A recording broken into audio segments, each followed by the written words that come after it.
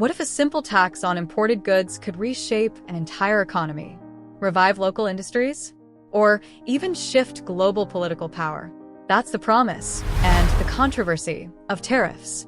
If you enjoy learning how economics shapes the world, make sure to like and subscribe to the channel.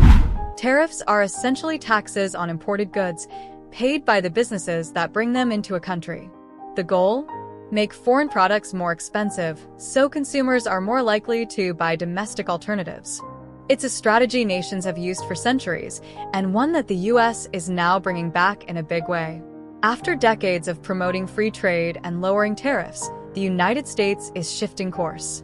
It started with President Donald Trump, who imposed tariffs on China, Mexico, Canada, and Europe, aiming to protect American jobs and push back against unfair trade.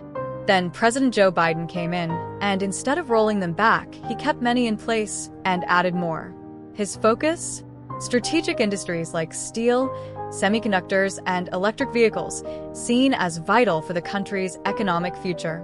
But tariffs aren't just about dollars and cents. They've become tools of national security and diplomacy.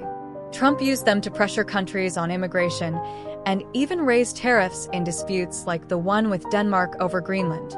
Under laws like Section 232 and the International Emergency Economic Powers Act, U.S. presidents have wide authority to use tariffs if national interests are at stake.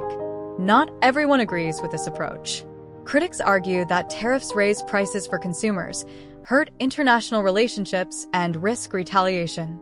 Still, support for tariffs is growing across both political parties. Why? There's increasing pressure to bring back manufacturing jobs and reduce dependence on global supply chains, especially after recent disruptions like the pandemic. So, here's the big question. Are tariffs a smart strategy for economic strength, or just old-school protectionism in disguise? Let us know what you think in the comments. And if you enjoyed this breakdown, don't forget to like, subscribe, and hit the bell for more content that demystifies global economics.